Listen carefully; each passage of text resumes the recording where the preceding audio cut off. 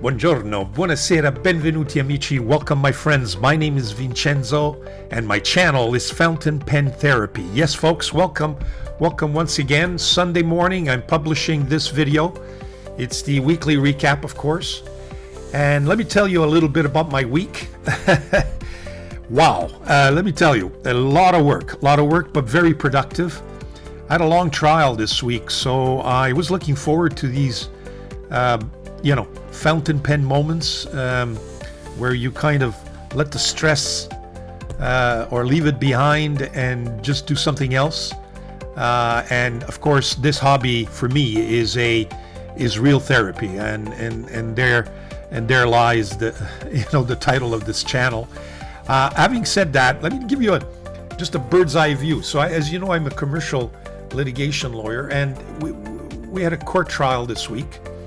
So let me give you an idea of the hours. The morning of the trial, which was Tuesday morning, we arrived at the office, my assistant and I, along with a student, a law student who works for us, and she's clerking actually. And the morning started at 6 in the morning. We kind of reviewed, packed up our bags, 3 huge valises full of documents, took a taxi and headed to the courthouse. Got to the courthouse around 8:15. The trial commenced at 9:30. Met my client, made sure that there was no last minute reflections or ideas that he wanted to point out. We went to the court cafeteria, had a coffee, came back up 9 o'clock, entered the courtroom. The clerks are there, the judge is not there yet. We set up all our documents. The adverse party, of course, is there. There's a kind of tension, right? Parties are not looking at each other because it's a commercial fight, right? So we set it all up. The court begins, and basically our court timing is 9:15 to about 4:30. Our courthouse in Montreal is one of the worst ventilated places. Let me tell you, there's no ventilation in those rooms. It's an older building, and when you get to 4:30, you have an enormous headache because you just don't have the time to get some fresh air. Yes, you do have a long lunch, but most of the time at the lunchtime we end up working, last minute surprises. And trials, at least the trials that I'm involved in, are kind of up and down, right? You got some momentum because you're doing well, and then there's a setback, and you got to deal with the setback, and then you're on the rise again, and it's both sides, and the judges ultimately got to decide. So 4:30 ends, you get out of the courthouse, pack your bags, take a cab, go back to the office, and you set up, you look at what happened during the day, the fallout of the day, and then you plan for the next day. So you're talking about 4:30. By the time you get to the office, 5 o'clock, you can order some dinner, or in my case, it's espresso or a cappuccino, and we're there until 11 o'clock, 12 o'clock, maybe even 1 o'clock at night, or early in the morning. Take a cab, go home. In my case, take my car, go home, which I'm about half an hour away, 45 minutes depending on the traffic. There's no traffic at midnight at night, and that goes on and on. We did that Tuesday, Wednesday, Thursday, and then Friday was the last day. And right before lunch, the judge says to us, gentlemen, we were 2 male lawyers representing each side. He says, Maître Guida, which is me, here's where I think are your strong points, and here where I think are your weak points. He says the same thing for my adversary. He says, here's where your points, where you're strong, and here's where you're weak. This is where I'm headed. And one of you are not going to be happy with my decision. And maybe both of you will be disappointed with my decision. So, knowing this, I suggest that the parties, you have 2.5 hours for lunch. You should all go for a nice walk, get some fresh air, he said. Have a light lunch and talk turkey. says, I think this case should be settled out of court. So I would strongly encourage both parties to give it a go, and hopefully you'll come back with some good news. That's what happened. We didn't go for a walk, but we did have a light lunch, discussed it. I was plaintiff, so, when you're plaintiff, you expect the defendant to make the first offer, right? The offer was made, a counter offer was made. Both parties acted reasonably. We arrived at a settlement out of court, which is unfortunate. It should have been done before, but sometimes it just takes a little prodding. It takes the actual trial, right, to get it going. So parties arrived at a settlement. We went back to the courtroom 2:15. We announced to the judge that a settlement in principle had been reached, and that we would take the next hour and a half to draft a short document outlining the principal points of our settlement. And, a more comprehensive agreement would be drafted on the weekend or early next week, and would be submitted to the court for them to homologate, or for the judge to homologate the settlement. And that's what happened. And you know what? My client was extremely happy. The other client, I'm assuming, was happy. They both kind of, hedged their bets. The judge had kind of pointed where he was going. And there you go. So 5 days or 4 days of stress. But let me tell you, when that settlement reached, I think, the parties were very, very happy. I think at the end of the day, the attorneys were exhausted. I can tell you that. Went back to my office, checked. I had a bunch of emails. I hadn't been there for 3-4 days. Tried to return as many calls as I could. Got home around 9 o'clock Friday night. And this morning, Saturday, this is the Saturday morning, I'm taping this for Sunday. Let me tell you, I am so relaxed right now. Here's my cappuccino. We're also ready to go. So I've got some great stuff for you. I've got some paper, I've got some inks as usual. We've got some pens that I want to show you. And you know what? More commentary, more fun, more fountain pen therapy. So without any further ado, ladies and gentlemen, here is Fountain Pen Therapy Weekly Recap for March the 2nd, 2025.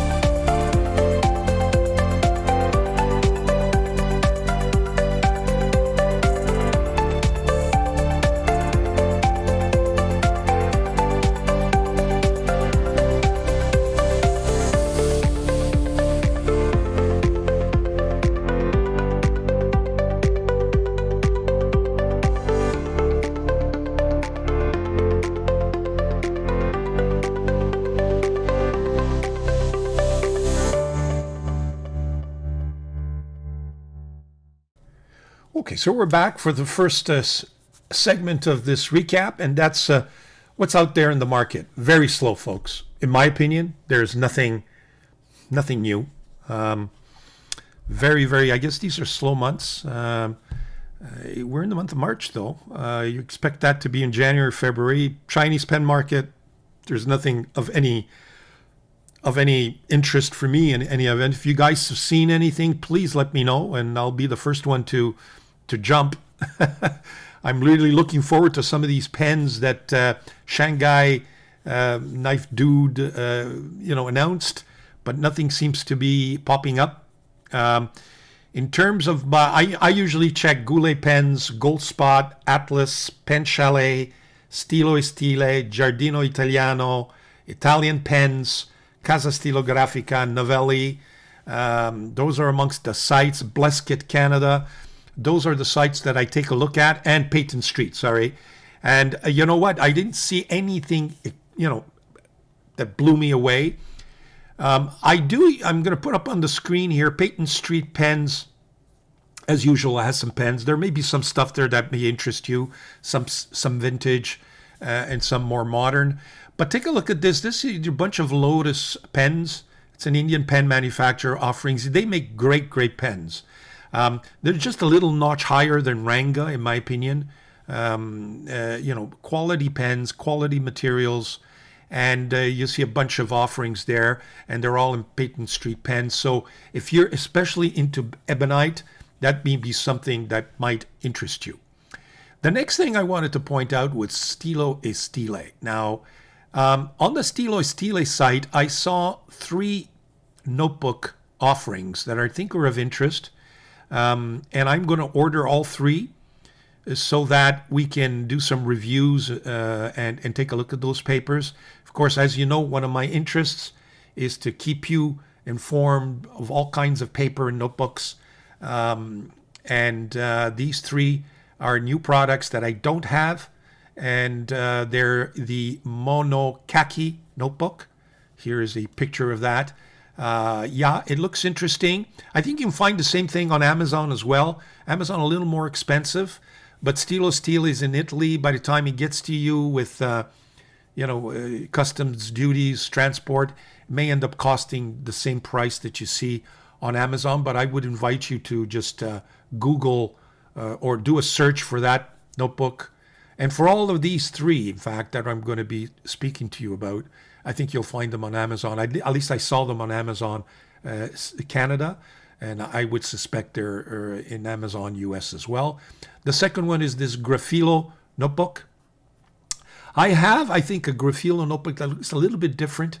I'm going to order this one anyway and take a look at it. And there's this third one, which is this, I don't know how to pronounce it, but it's Tsubame notebook, Japanese. So those are the 3 notebooks that I'm going to order, and we'll take a look at them as soon as they arrive, one at a time, and I'll give you some news there. Hopefully it'll be something interesting for all of us. Let me just look at my iPad here. Oh, yes. Then there are, on the Stilo and Stile site, there are just bear with me here and we'll get to it.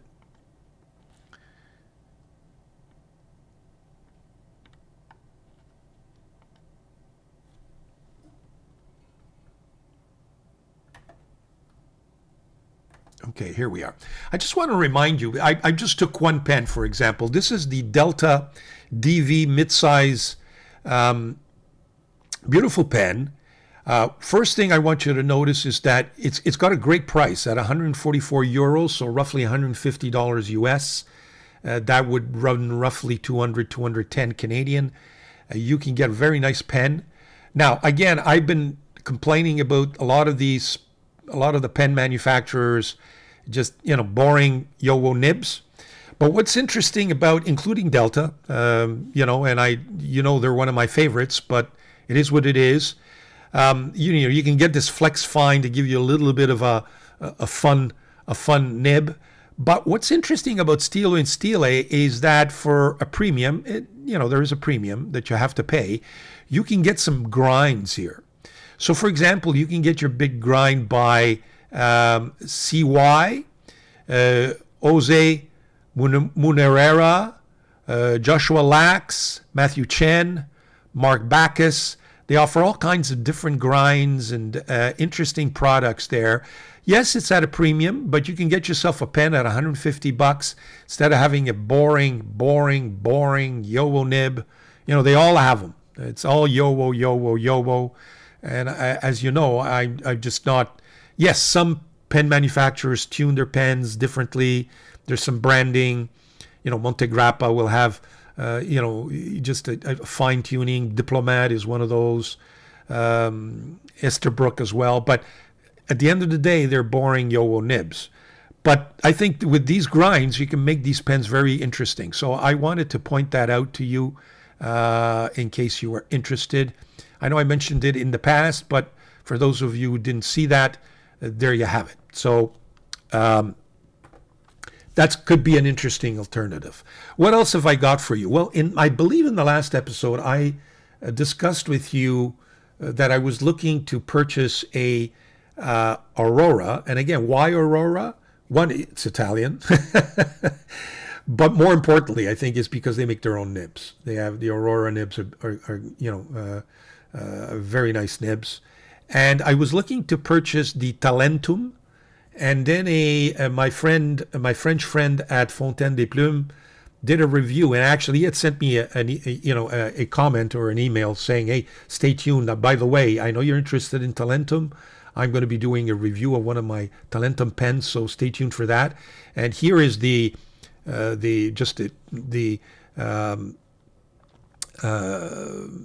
thumbnail of that video, YouTube video, Talentum Dedalo. And here's a picture. Giardino Italiano is got it on sale, very good price. So I think I'm going to take the dive. I checked the prices out on eBay. A lot of them are used, so you don't know what you're getting. And then there is a Talentum Young pen, which I think is a thinner version of the Talentum. And you see the price is very nice, and then they don't explain, am I getting the thin version or the bigger version? And I don't want any surprises. I figured Giardino Italiano, very reputable. I always order from them. And look at the price. It's roughly 350 euros. I think I'm going to go for that, but stay tuned for that. I'll see if my budget allows for it, and if it does, I'll take the dive. Now, what else have I got? I think that's it for the pen market. Very thin, offerings out there. If you guys have anything interesting that you think I should be looking at, please let me know. Send me a comment, and I'll be the first one to look into it, because these days, slim offerings, in my view. So that's it for this episode. Stay tuned for the next segment. Okay, next segment, what's new in the fountain pen therapy studios? Well, we've got some pens I want to show you. First of all, we've got a pen all. We did order some pens. We did order some paper. I'll show you what currently inked. I'll show you the pens I used during my trial. I'll show you what I think I'm going to be using next week. Next week's going to be a fun week, folks. Just a regular grind. No stress. There's always stress, but compared to this week, let me tell you, folks. So there you have it. So I'm looking forward to putting together a bunch of nice pens. I think I'm going to have a good time next week. I've got some out-of-court examinations or interrogations where I take a lot of notes. So I put together a nice series of pens for you, and I'll show you what we'll have. And I got a surprise for you as well. I found a bunch of vintage pens that I completely forgotten I even had. I've got a couple that I think I had when I was a law student. They were hidden in the box, and I found them by surprise. I said, "What's this box?" And I opened it up, and I found a bunch of pens. So I just want to show you what I'm resurrecting. I tried to give them a quick cleanup, just ink them up so that I can show you, and we'll do some writing samples with them, but that will be coming up soon. So first thing I want to go to is my unboxing. Let me just go to my overhead camera. Here we are. I ordered this from Blexit. I mean, it's nothing, there's no Grail pen in here, I can assure you. I like Blexit Canada. I got to tell you, first of all, they're Canadian, and it's not because they're Canadian necessarily, but what I meant by that is that it's free shipping. Because it's in my own country, you see, and there are no customs, there's no duties, the price includes everything. And you know what? I ordered, I think in 3 days I got it, which is fantastic. So when I'm looking for something, I always go to Blexit Canada, see if I can find it. If I can't, then of course I can't. But if I can, even if it costs me a little more, I go for it. What do you see here? Well, nothing extravagant. There's a Narwhal product and there's a Twisby product, and I'm going to explain to you why in a second. First of all, the Narwhal. I didn't have this pen in my inventory, and I've been looking at it, and I know they have a new version of this pen in various colors. I didn't like the colors. I wanted to go to the original. This is, I think they call it the Narwhal Original Plus. Just a quick unboxing. Nice box, by the way. No frills, but very efficient. Plastic sleeve there, and here's the pen. Very nice. I like the size. I can tell you right away. We'll do some writing with this, and I'm very happy with this pen. Very nice. I took a stub. We'll see how that works out. Does it post? It posts, but it posts on that vacuum. And speaking of vacuum, let's just put this on the side here. So that's the first pen I ordered and received. I've ordered others, but I haven't received them yet. Can I open this here? Or should I open it here? Oh, no, it opens here. 1 second. So, there we go. TWSBI. I hadn't been a long time that I've not ordered a TWSBI product. Yeah, they're typical. They still have that typical box. And there you have it. I think you can recognize that it's the VAC. And sorry about that, I'm back. Yeah, here it is, the VAC. Didn't have this.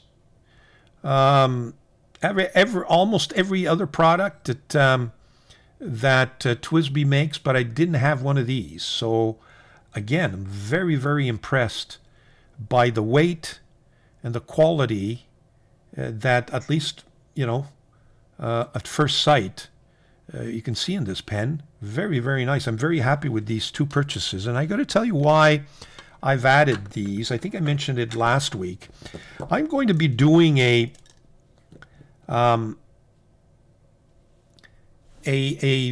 comparison of all my vacuum filling pens, but the modest priced ones, the cheaper priced ones, not the expensive A23 or the really expensive Grail, almost Sapien, etc. So, and I want to compare them all. You've got the Asvine products, you've got Majon, you've got Wing Sung, etc. I'm going to compare them all, do a comparison, show some pricing, and kind of declare a winner, or my favorite vacuum modest priced pen, if you will. And I was missing these two. The other one I'm missing is Gravitas, but Gravitas is too expensive. I'll be doing probably a comparison of the more expensive vacuum filling pens. But I figured I'd do this. So stay tuned for that. And if you give me a second, I'll show you all of the pens that I think I have in my collection, and we'll be doing a full review of that. Be right back.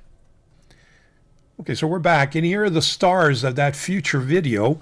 I've got the Pen BBS. This is I got through 355s, the 456. I believe this is a vacuum. There's so much ink in there that I can't see. This is the ear of the bull, or the ear of the taureau pen. Then I've got my Asvines. As you can see, I've got several V200s, including the black one. This is the 126, and this is the 169. Got the Natami Warship. I got the test tube pen that people hate, but that I love. Then you've got the Majon. I forget the number. Does it have it on its... No, it doesn't. I forget what this is. C5, M5, M2. I forget. That's the Majon. This is the Tramol. And then I've got all of my Wing Sung. The Wing Sung 630 and 699, and these are the two new additions, the Narwhal and the TWSBI. So we're going to take all those pens and kind of try to see if I can do a comparison, compare prices, compare quality, nibs, etc., and maybe declare some of my favorites. And there you have it. That could be interesting. And at the same time, it can show you a series of vacuum filling pens at reasonably priced prices. Reasonably priced, that could interest you. So there you have that. Now, what other pen hauls do I have for you? Well, like I mentioned, the next pen haul that I want to show you, it's not really, pen haul from a purchase, but, looking into a bunch of drawers and boxes, I discovered this. Yeah, this one... This one is one of those Schaefer, I think it's Schaefer. Is it Schaefer? I forget now what they call these things. Is it?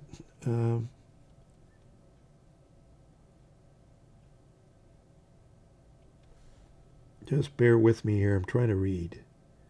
No, Esterbrook. Sorry, Esterbrook. I was wondering why this pen wasn't filling, and then I opened it up, and it looked worse maybe an hour ago. I'm going to see. I think a lot of you will say, no, scrap that, get a new one. Probably have to. I'm just going to see if this thing kind of revives itself, but I did want to show you. That's funny. There you have it. What did I discover? Well, I discovered that I have some very, very nice pens here. And I'm going to take out my notebook, and we're going to show you, because the best way to show you, in my opinion, pens are to actually write with them. So, okay, here we are focused. So it's not the Aurora.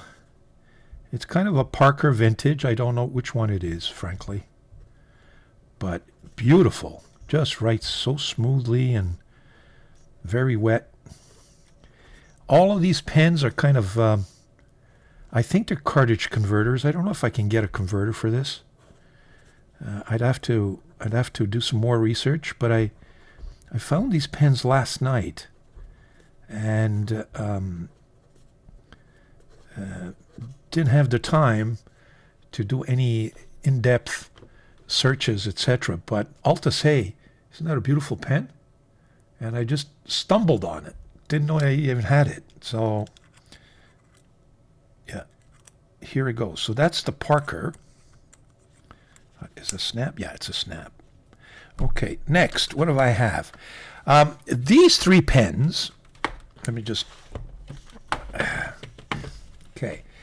These three pens I found in a drawer, and these I think are pens that I was using 40 years ago, 30 years ago.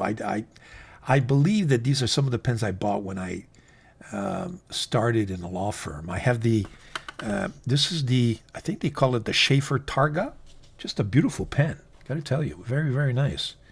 So this is the Schaefer, how do I spell that? In any event, you know what I mean.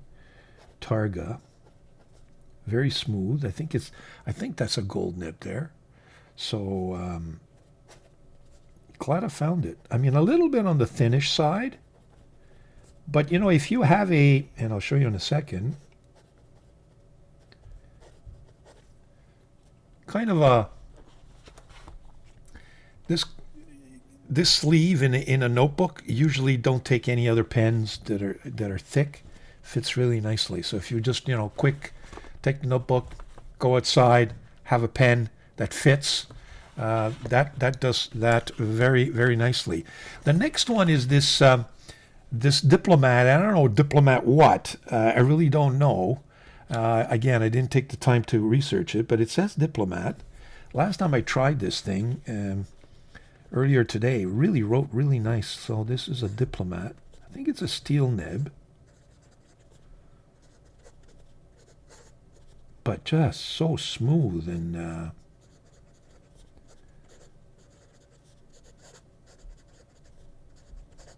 there you go. Isn't that nice? So a little beat up. Oh, it's the Monza. Yeah, you know, got some scratches, but that's my pen. I have no intention of selling it. Then I found this thing. I don't know what this is. It says France on it, but nothing more. I got a feeling in the clip must have been snapped here. I think it's a Waterman, but with this kind of funny nib. But here again, I'm going to put Waterman, and let me know. Oh, I forgot to ink it. I thought I did. I did. It just hasn't gone. You know what? Just give me a second. This thing should be writing. I'm just going to prime it in water and see what happens. Let's say Waterman.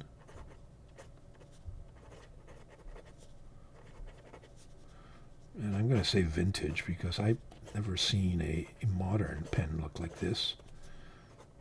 But very nice. Got some feedback, but not It's not scratchy feedback. Very nice feedback. Again, on the thinnish side, old style.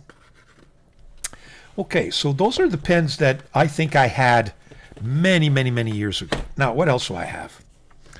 I found this Aurora, and it doesn't say for the life of me what this is. I don't know if it's an 8888. It's got a kind of an Ypsilon styled steel nib. So it's not a gold nib. So I've got a feeling it may be an old style Ypsilon, but it's an Aurora.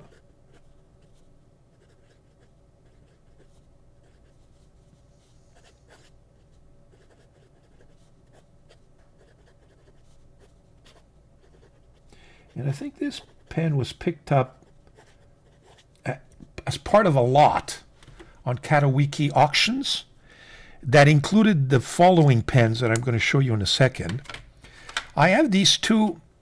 These, I think, are Aurora Marco Polos. Sorry about the ink here. One of them is actually got a cartridge. The other one doesn't. So this one will spare. But it's the same, essentially same pen, just different trimmings. And I like this pen. I tested it earlier. It does appear to have a gold nib. And doesn't, oh, okay, it posts with a snap. So this too is the, oh, is it the other one? Yeah, it's the other one that's, I think that's got the,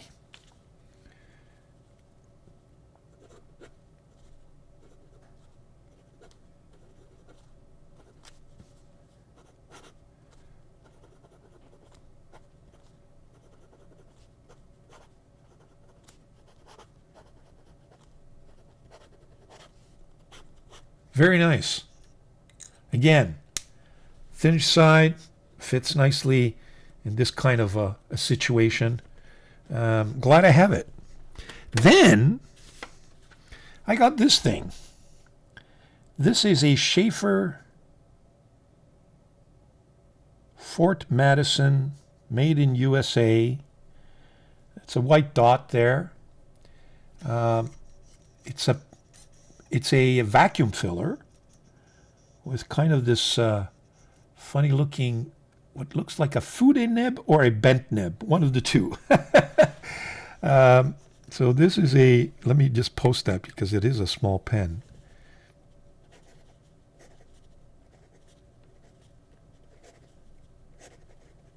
So it's a vac filler.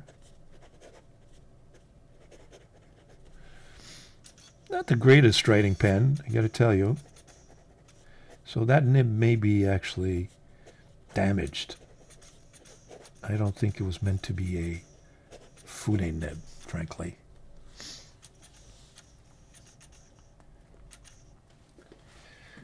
So that's the Schaefer. Okay, next. I think my phone rang. It may have interrupted the video slightly. Then I found this little thing. I have no idea again what it is. It says, it's hard to read. Olos. So it's a vintage. And it's got a little flexi nib. So vintage. Very nice.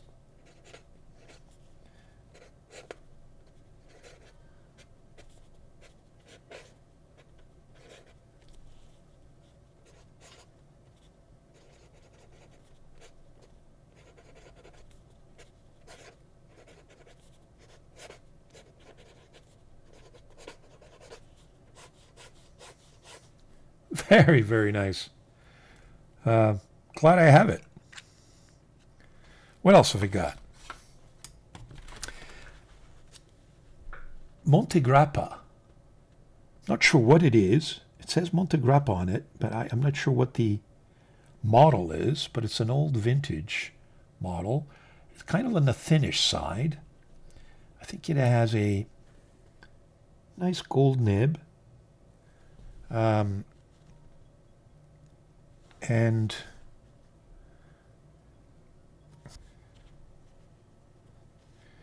So this is the Monte Grappa.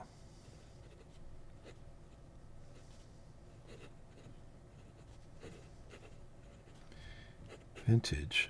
Again, I don't have the model, but I'm going to look for it.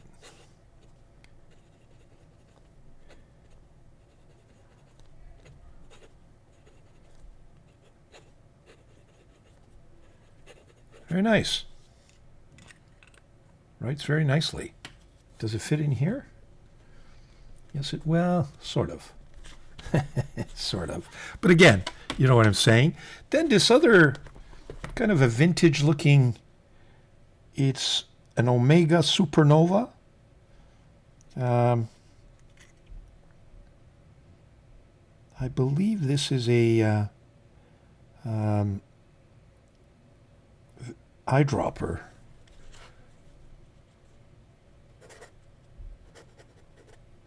Wow. Yeah, it's kind of a flexy, wet nib. A little scratchy, but lots of fun.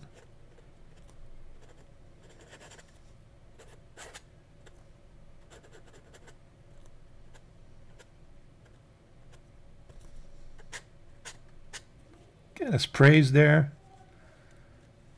That's vintage, you know. It's kind of, you know, touch and go, so to speak, right? There you have it. I thought I'd show you some of the pens I discovered in drawers and boxes, and some of them are nicer than others. I'm starting to lose patience with the vintage nibs. I'm not made for that. I don't have the patience for it.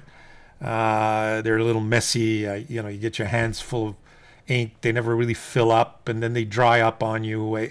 I think it takes a certain amount of passion for those type of nibs. Some of them are beautiful, and other types of pens. The nibs are gorgeous. If I could only take those nibs and kind of put them in modern pens and have that modern efficiency, if you will, of the modern pen, they'd be great. And you always wonder, why can they not reproduce those pens in modern bodies? It's, I guess, the cost element. I guess it's the craftsmanship is not there again. You can't get volume. I don't know what the answer is, but it's just too bad. There you have it. So nice look at some of those vintage pens. What do we do next? Well, stay tuned for my next segment. Okay, we're back with the next segment. And in this segment, we're going to be looking at, let me just go to my overhead camera. We're going to be looking at these inks. They are the Dieman Inkwell. What is it? There's an anniversary here. I forget. 160-year anniversary. And I showed you these inks before. I wanted to do one video with all of the inks, and I was missing the purple. And the purple, for some reason, is just, out of stock everywhere. And I'm waiting. So I decided that what I'm going to do is I'm going to do 3 today, and we'll do 3 next time once I get my purple. And hopefully between now and next week, I will have them for you. And this way I can, show you some inks this week as well. Something that I want to do every week in my recap, show you different inks and see how they perform. So those are the inks we're going to be swatching today. We're going to use 2 papers. I think that's what I'm going to do from now on. Tomoe River is a must. That's my base.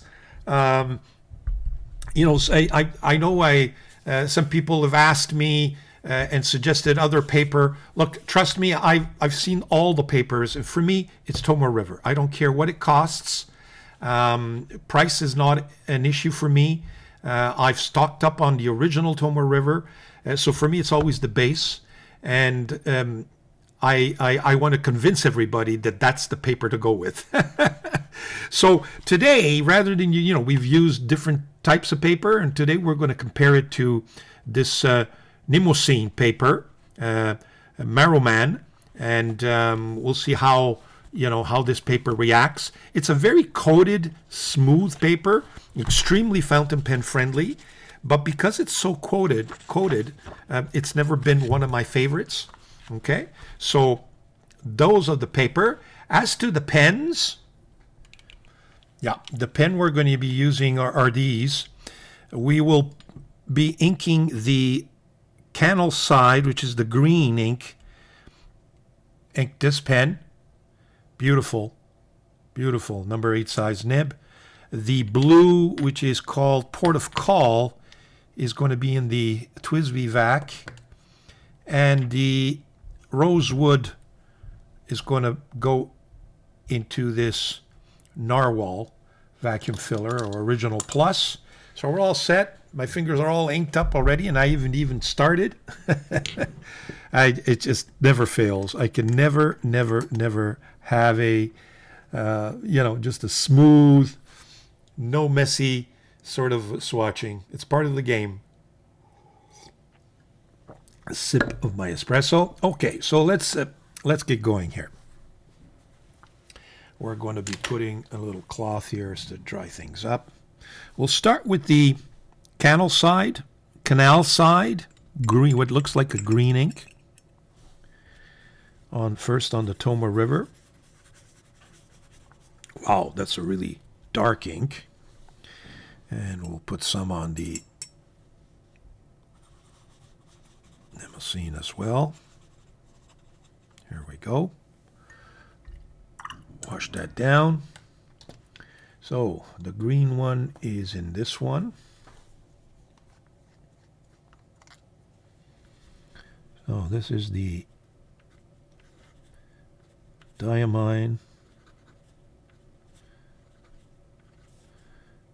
canal side.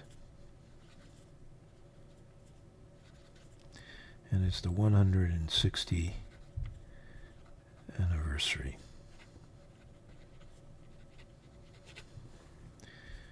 There you go. Boy, these nibs are nice. And so is the ink, frankly. Very, very smooth. It kind of reminds me of the blackish green from Dieman that I bought recently. So let's do the same on this one.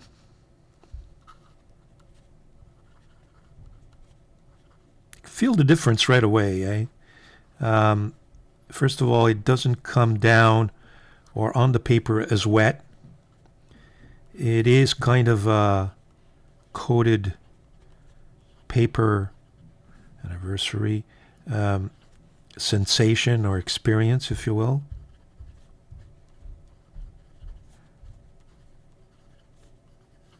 You're kind of fighting that coat in the paper, but smooth, very, very smooth.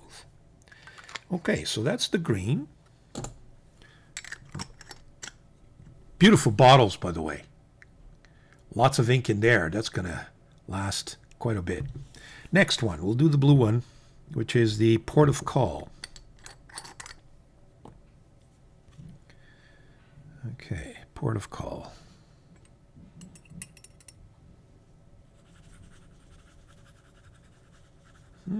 Unique blue. I got a feeling it's an ink that will shade quite a bit. I don't see sheen, but I think I'm going to see shade in this ink. But we shall see. These inks always have a tendency to surprise us when they dry. Okay, it's in this vac. So this is the Dieman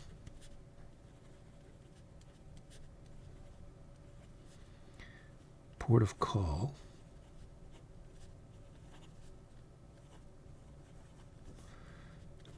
'60th anniversary.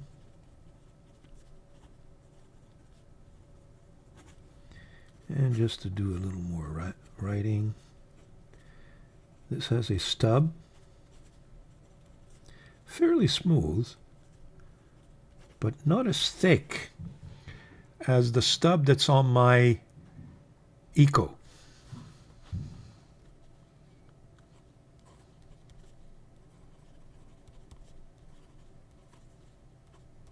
Very interesting blue.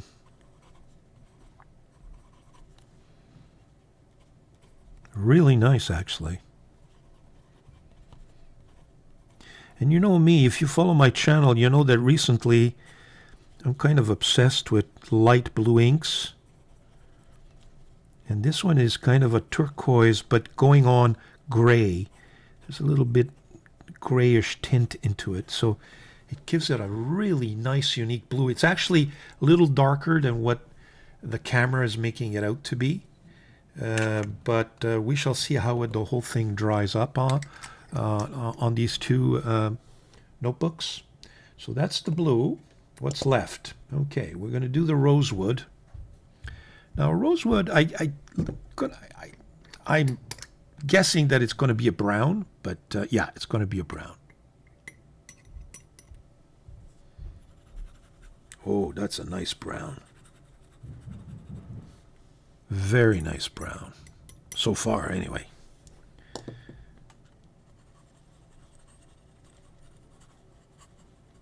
Yeah, that's very nice. And we will be using, where's the pen? Here we are, the narwhal. Again, a stub.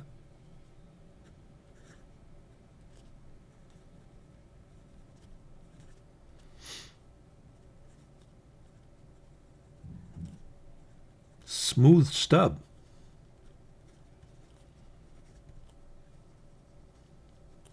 I've always had problems with narwhal or steel nibs, but not this one. Let me tell you, folks.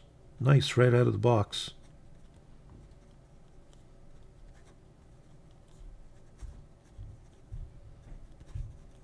That's good.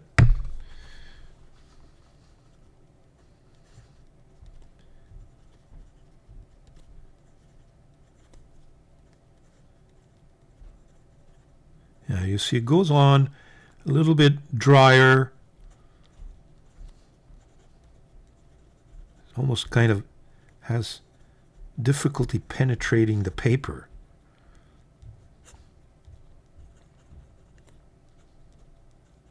But it's smooth. You can hardly hear the nib. And this is more of a kind of an italic. It's an italic. It's not perfectly cursive. It's not perfectly round. There is a little bit of an edge, which is nice. It gives you even more line variation. So there you have the swatching of these three inks. So far, I'm very happy with all of them. Let's take a few minutes to have them dry up, and then we'll take a look at how these three inks perform on this on these two notebooks. Be right back. Okay, so we're back with the next segment, and in this segment I'd like to show you what my paper haul is. I bought some notebooks. You know me. Never a dull moment. Let me just go to my overhead camera. Here they are. It's a pack of, how many are there in here? 5. 5 Oxford. Got them on Amazon CA, Canada for $61. So roughly $12 a notebook. I don't know what results these will give me, but you know what? Let's we'll give it a go. Let's take this red one, which is the top one. They're all the same, obviously, and they're all grid. Are they all grid, or did I choose? No, they're all grid. Yeah. So there it is. I mean, the paper is interesting thickness.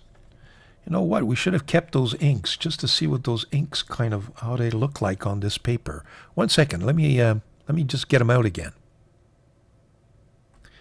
Yeah, these are kind of meant to be, everyday student notebooks. So I'm not expecting to be so performing with these inks. They're not meant to highlight inks, if you will. They're meant to be more workhorses. But so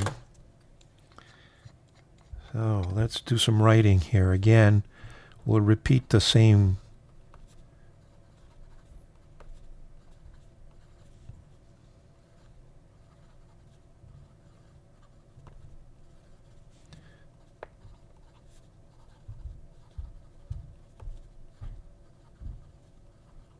Similar to Nimacine. I can feel like a little coat.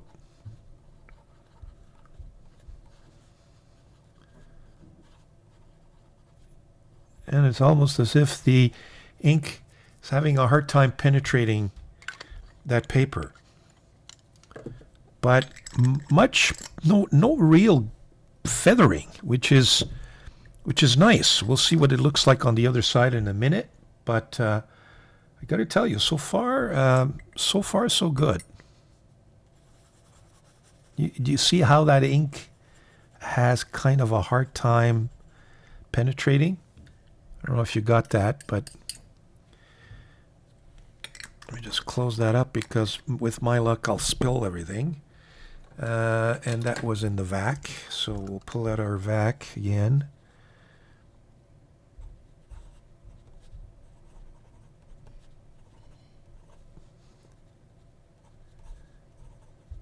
Port of call. Yeah, you kind of get to see the shading a little more.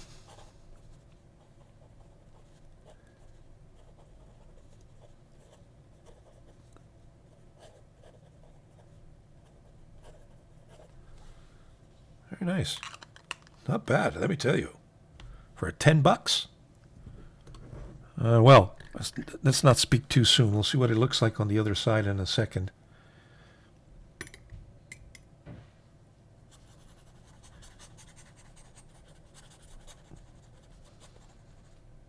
Yeah, it's just a hard time. It has a hard time penetrating.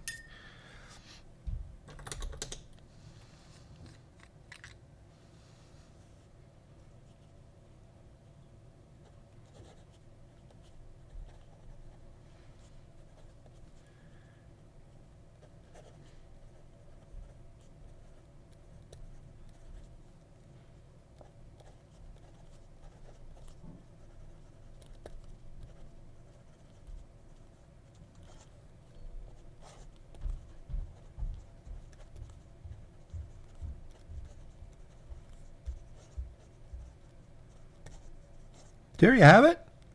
So you know what we'll do? We'll let this dry up and we'll come back and see what gives. Interesting paper. Okay, so let's take a look at all three notebooks, and at the same time we get a hold of how this Oxford notebook kind of performs. This is a Tomoe River, and you can see that this Dieman candle side does have a little bit of sheening. It's an interesting ink. Kind of a darkish green, blackish green ink. The blue, you can get some nice shading. This port of call, little bit of sheen.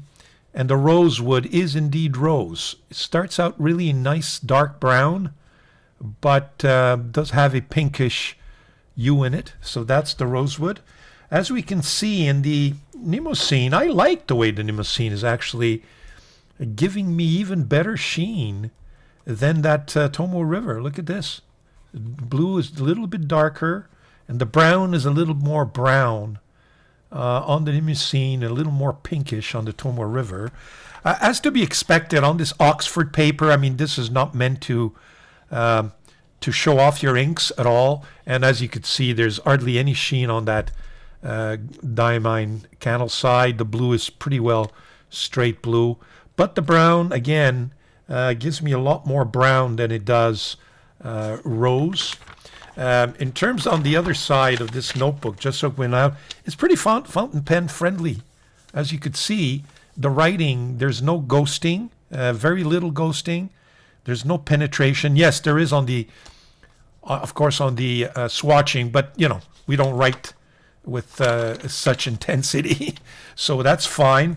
Of course, on the Nimacine, you could see that there's very little see-through, very little through pass-through, just a tiny, very little ghosting.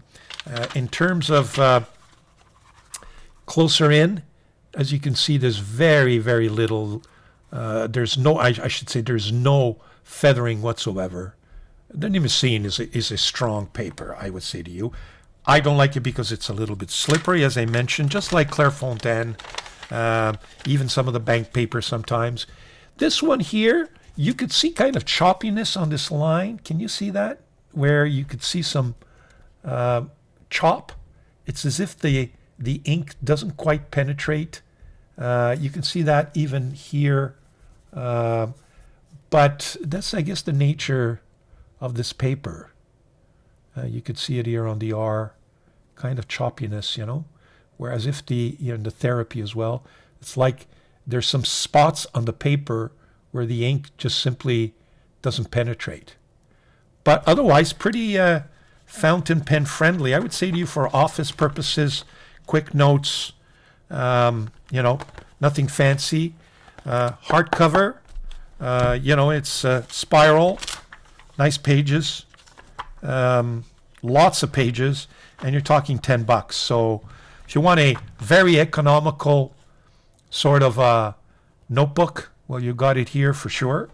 And these are a little more expensive and obviously a little more, I would say, fancier fountain pen friendly paper.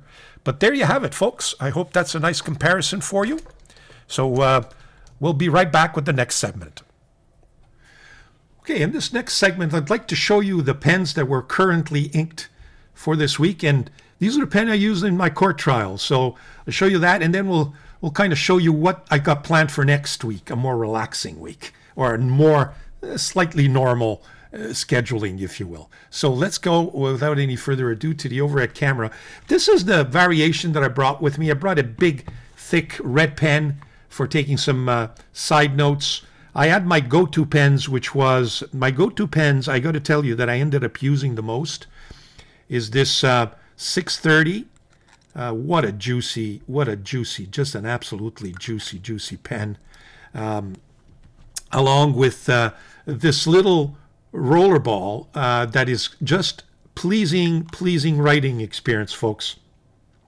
I'm thinking about getting more Pelican rollerballs. So far, at least that rollerball refill, what it is, I think one of my viewers asked, can you check what they are?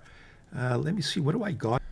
Okay, I see. It's just you have to kind of push it and it comes out. Here it is, Pelican 338. I'm going to get a little more. I think I'm going to get kind of different colors. I don't know what colors they come in, but it's something I have to investigate, because in terms of writing experience, very nice. No complaints there.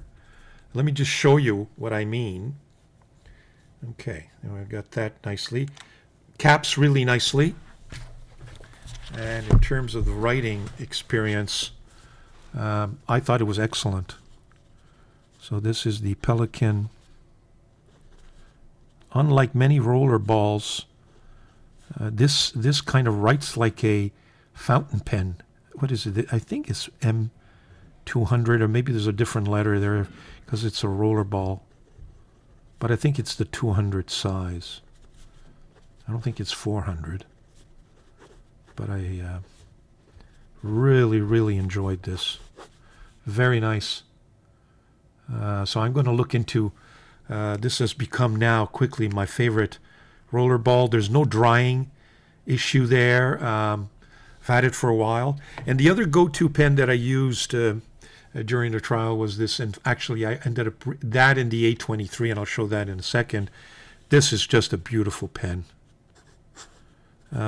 This Wing Sung number 8 size nib has quickly become one of my favorite pens, and at that price, to the point where now I think I'm going to buy different colors. It's just a well balanced and great writer, good ink capacity. And the other one was my A23. I had to fill this a couple of times as well. You know, this is a workhorse, as you all know. Smooth, it doesn't miss a beat. There are no drying issues with this pen, far from it. Thick and juicy, as you can all witness.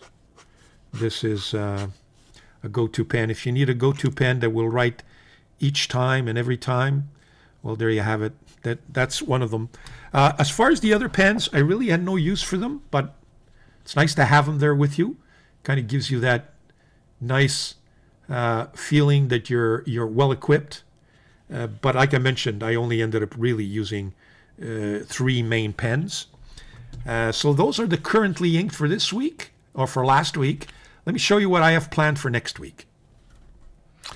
Here's what I got planned for next week. Well, first of all, I'm going to be testing the 2 pens that I've just purchased, which are the VAC TWSBI and the Narwhal Original Plus.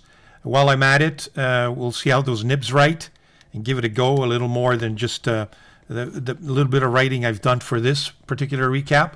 While I'm at it, I've inked this pen, as you saw, for my ink swatching. Might as well use some of that ink. I'd like to see how those Dieman inks perform.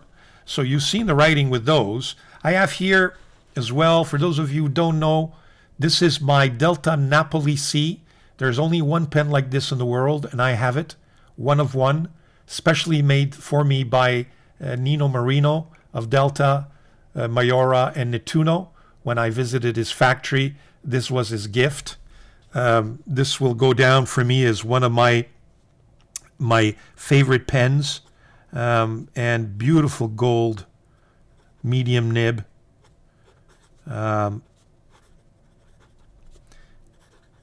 Which is going to give me just absolutely great writing experience next week.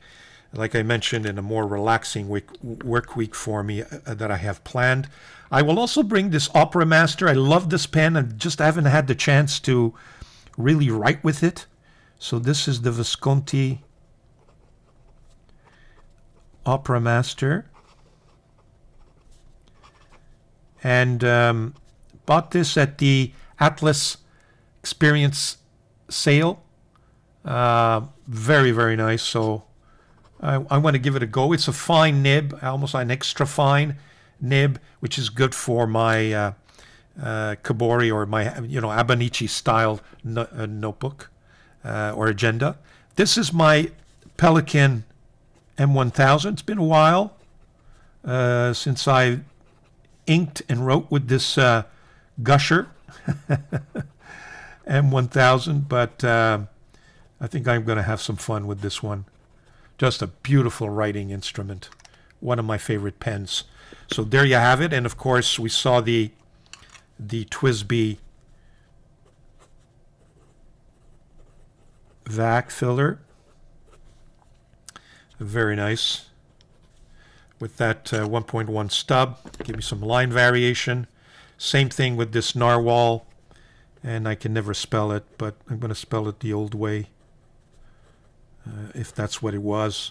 And this is the 1.1 stub as well. And also a VAC filler. With those brand new Dieman inks. Very nice so far. And you know what? I wrote with a little bit with this pen. It had been a little while since I hadn't written with my Jinao 90, is it 19 or 16? 9019. Very nice. Lots of ink capacity, number 8. So this is the Jinao 9019 with that number 8 size nib. And with that brand new ink I just tested. So those will be my go-to pens for... I also will bring my...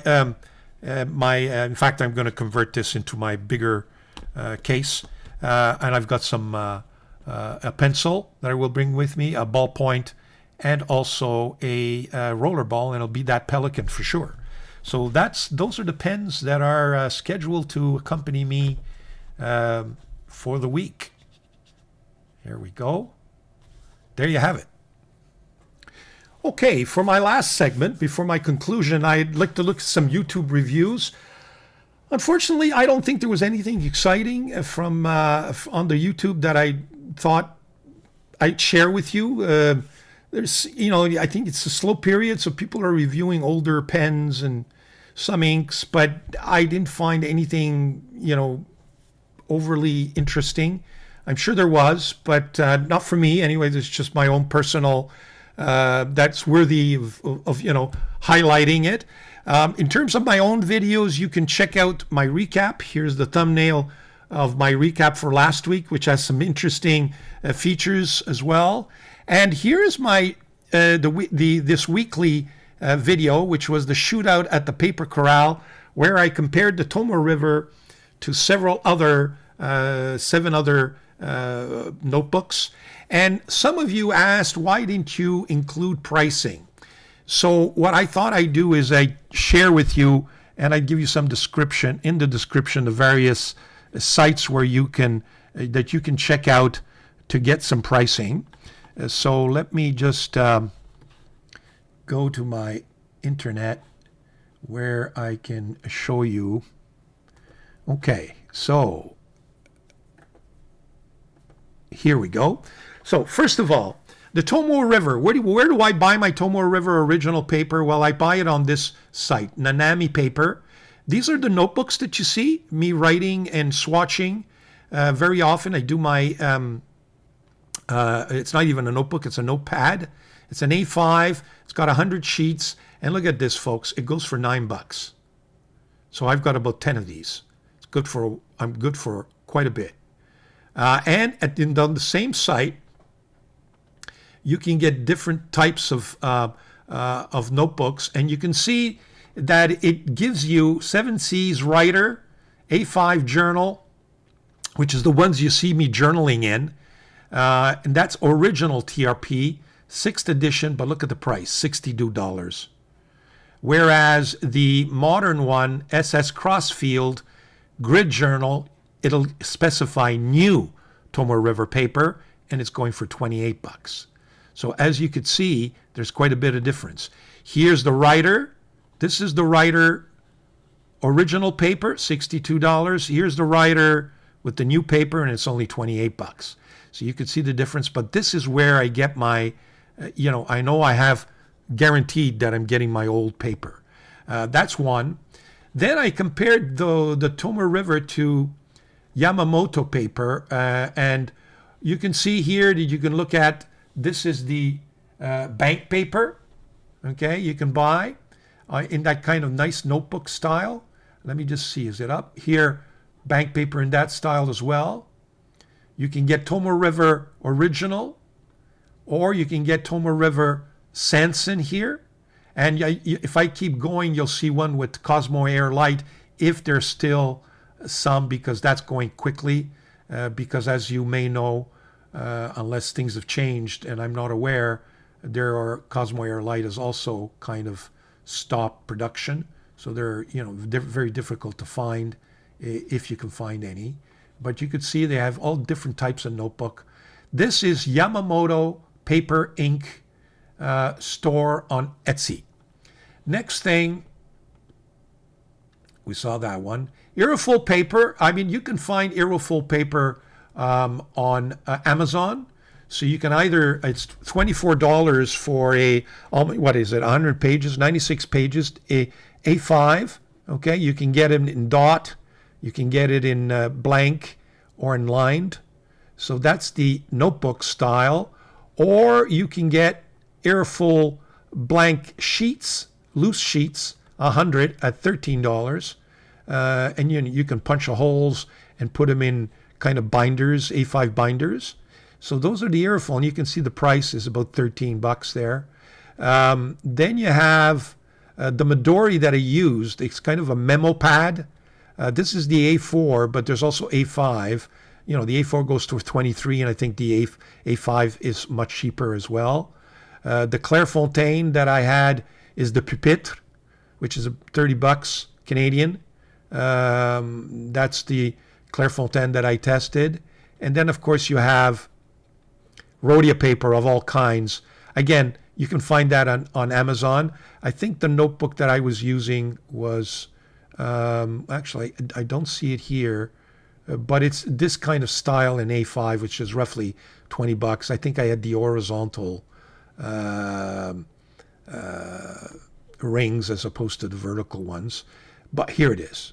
Actually, here it is. That's the one I used. But again, you can see that depending on where you can buy these for $11, $12. And, a lot of stores sell it. But I like to go always on Amazon because it gets delivered fairly quickly. So that's the...